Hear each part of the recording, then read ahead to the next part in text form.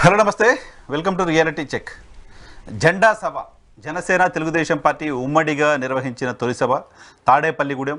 గోదావరి జిల్లాలో భారీగా సీట్లు సాధిస్తాము, గోదావరి జిల్లాలో బెటర్ పెర్ఫార్మెన్స్ కూటమికి ఉంటుంది అని చెప్పుకుంటున్న నేపథ్యంలో తాడేపల్లిగూడెం వేదికగా నిర్వహించిన ఈ సభ పరిస్థితి ఏంటి, సభలో నాయకుల ప్రసంగాల పరిస్థితి ఏంటి, పవన్ కళ్యాణ్ వ్యాఖ్యల పట్ల, పవన్ కళ్యాణ్ స్పీచ్ పట్ల జనసేన నాయకులు కార్యకర్తల అభిప్రాయం ఏంటి, దీనిపైన senior political analyst KS Prasad గారి విశ్లేషణ చూద్దాం. ప్రసాద్ గారు నమస్తే, వెల్కమ్ టు ఇహా. నమస్తే అండి. ఏంటి ఫస్ట్ రియాక్షన్? నేను లేట్ అయ్యా, మీరు చాలా చోట్ల రియాక్ట్ అయ్యి ఉంటారు. పవన్ కళ్యాణ్ గారి స్పీచ్ ప్రధానంగా తీసుకుందాం, ఏమనిపించింది మీకు? మన ఇండియాలో గే మ్యారేజెస్ ఏమైనా అలౌడ్ ఉన్నాయండి? మీరు ఒక సీనియర్ జర్నలిస్ట్ కదా. లేదు, కోర్టులో కేసు నడుస్తుంది. నడుస్తుంది పంపించు. ఇప్పుడు ఇన్నాళ్ళు బట్టి అతను the way is talking about it. ఆ రోజు గతంలో ఆ నాదెండ్ల మనోహర్ను ఈయన కలిపి ఆ బీచ్లో నడయాడిన ఆ ప్రదేశం గురించి మనం చాలా విశ్లేషణలో మెన్షన్ చేశాను. మనోహర్ గే టాపిక్ కింద ఇస్తున్నారు ఇప్పుడు. ఆయన నిన్న మాట్లాడింది ఏంటి? ఆయన నేను ఇవాళ దాకా ఈ పిల్లలు ఈ ప్యాకేజీలు ఈ చెత్త చెదరం మీద నేను ఎప్పుడు మాట్లాడలేక నాకు ఇవాళ అసహ్యం వేసిన ఆ మీద నాకు. ఎందుకంటే మగజాతి కలంకితంలాగా ఉంది. జగన్మోహన్ రెడ్డి గారు 4వ పిల్లం ఏంటి సార్? నాకు అర్థమవుతుంది. అవును, మీకు ఏమైనా అర్థమైందా? దాంట్లో ఏ ప్రాతిపదిక మాట్లాడుతున్నాడు అంటే ఎండ్ ఆఫ్ ది డే అందుకోసం గే అనే ప్రస్తావన మరి. కాకపోతే ఇప్పుడు ఉదాహరణకి 4వ పెళ్ళకి చేసుకుందాం, ఈయన మనసుపడి జగన్మోహన్ రెడ్డి గారిని పెళ్లి చేసుకుందాం అంటే గే మ్యారేజ్ ఇండియాలో ఎలా ఉన్నాయా? వెళ్ళి స్వీడన్ వెళ్ళి హ్యాపీగా బతకమని అంటారు. గేలాండ్ అంటారు దాన్ని. ఏంది ఇది? ఊరుకుంటుంటే ఉడత గుడ్లు పెట్టిందని సామెత అంటారు తెలుగులో. అలా ఏది పడితే అది మాట్లాడతారా? అరే, ఒక చైర్కి ఒక డెకరం ఉంటుంది. పోనీ మీకు ఏదో సస్తున్నారు మాటలు నోరు తిరక్క. ఈ మరీ టూ మచ్, ఇంకా మరి హద్దులు దాటిపోయి. ముఖ్యమంత్రి గారు మరి 3 పిల్లల ప్రస్తావన తేవటం టూ మచ్ కదా? జరిగినవే కదా, వాస్తవానికి దగ్గరగా ఉన్నాడా? జరిగింది 3 అయితే 4 పెళ్ళిళ్ళు అన్నారు. 4 ఎక్కడిది? 4 నువ్వా అన్నాడు ఆయన. 4 అని ప్రస్తావన ఎందుకు తెచ్చారు? జరిగి 3 అంటే పర్లేదు. 4వ పిల్లం నువ్వా, 4వ పిల్లం నువ్వే జగన్మోహన్ రెడ్డి అని మాట్లాడాడు ఆయన. So what does it mean by? అంటే ఈ so concern towards male fraternity మీద కన్సర్న్ ఉందని అర్థం అవుతుంది. సో దీని అర్థం ఏంటి చెప్పండి, మీరే చెప్పండి. నాకేం తెలియదు, మీరు చెప్పండి. నాకేం తెలియదు కాదు. ఇప్పుడు అంతమంది ఆడపిల్లలు ఎవరో, లేకపోతే ఇంకో హీరోయిన్, లేకపోతే 4వ పిల్లం ఏదో మాట్లాడారంటే ఒక ఆడపిల్లల గురించి ఓకే.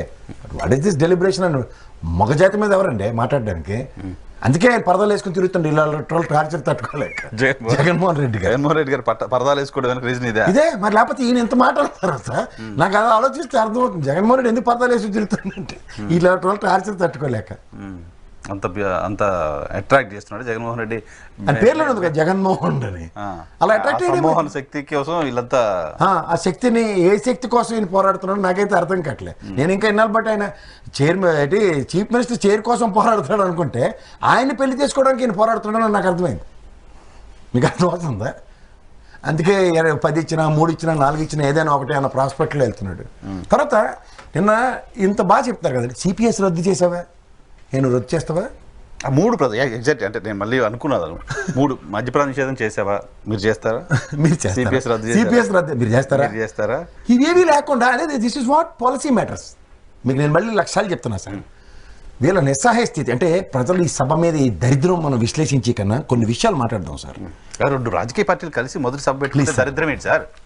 సార్ వాళ్ళకి ఒకటికి చేతకాక, మీకేమనిపించింది? నేను ఒకటి చెప్తున్నాను, ఒకటికి చేతకాక ఇంకోటి ఏమీ చేయలేక. నాకు అర్థమవుతుందా? ఒకటి చేతకాక ఇంకోటి ఏమీ చేయలేక అది పొత్తు. చేతకాక ఎందుకు? చంద్రబాబు నాయుడు గారి కెరీర్ లో పొత్తులు పెట్టుకోవడం కొత్త, ఫస్ట్ టైమా కదా? ఒకసారి మనం ముందుకెళ్దాం. చంద్రబాబు నాయుడు గారు రామారావు గారి దగ్గర నుంచి తీసుకున్న పార్టీ కదా. రామారావు గారు కూడా పార్టీ స్టార్టింగ్ నుంచి కాంగ్రెస్ అనే దాన్ని ఛేదించడానికి కూటమిలతోనే ఆయన ప్రస్థానం స్టార్ట్ అయింది. I'm not denying that, but there is an authentication. Failure products success module create చేస్తున్నాయి. మీరు ఒకటి గమనించట్లేదు, ఇవాళ మన రాష్ట్రం 2014లో ఏర్పడిందండి.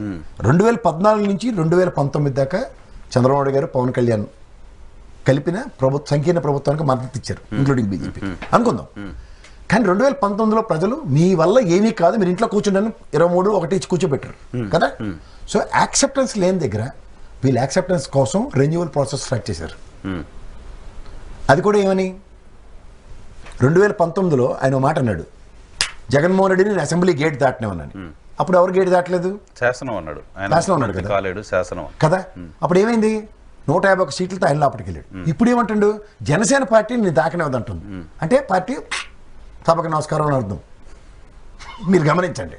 రెండోది, ఈ ప్రాసెస్లో మీరు ఈ టోటల్ 24 సీట్లు అన్న దగ్గర అంటే ద ఫెయిల్యూర్స్ నుంచి వాళ్ళు మాట్లాడుతున్న దగ్గర ఒకటి హరిరామ జోగయ్య గారు లేఖ, మేము ఎంత చెప్పినా నీకు బొరకెక్కట్లేదు, నీ నువ్వు సావు అన్నట్టు రాసాడు లెటర్, 3 లైన్లు.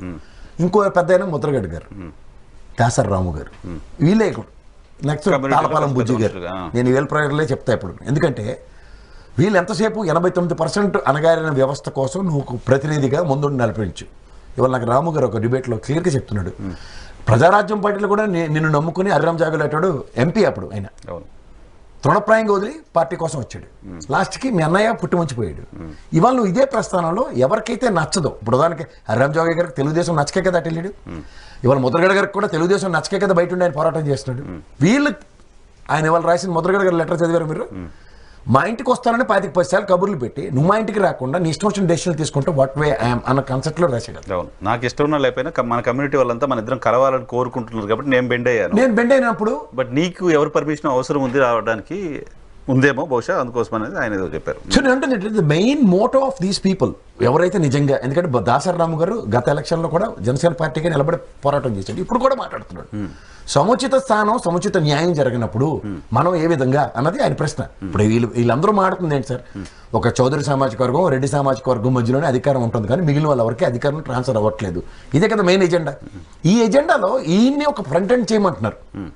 89% ఉంది. ఆయన నాకు అంత బలం లేదు, ఇది పాయింట్. ఇప్పుడు 10 సంవత్సరాల తర్వాత కూడా నాకు కనీసం నియోజకవర్గానికి 1000 మంది లేరు, నియోజకవర్గంలో 50 రోజులు ఎలక్షన్ పెడితే భోజనం పెట్టే పరిస్థితిలో లేను అంటున్నారు ఆయన. కాదు, నాకు తెలియకడుగుతా సార్, ఈయన పట్ల ప్రభావితమైన వాళ్ళందరూ మనతో ఎలా మాట్లాడతారు, నాతో డిబేట్లకు వచ్చే ప్యానలిస్టులు అందరూ కూడా ఒక ట్రాన్స్పరెంట్ పాలిటిక్స్ చేయడానికి వచ్చిన పవన్ కళ్యాణ్ అంటారు, మాకు డబ్బులతో రాజకీయం చేయమంటారు. వాళ్ళందరూ పాపం ఏదో నానా తిప్పలు పడుతున్నారు. ఎందుకు సార్, మనకు హైదరాబాద్ ఎలక్షన్స్లో వాళ్ళు నిలబడితే ఎంతమంది జన సైనికులు స్వచ్ఛందంగా వచ్చి ఇక్కడ పనిచేశారు నాకు తెలుసు పాపం.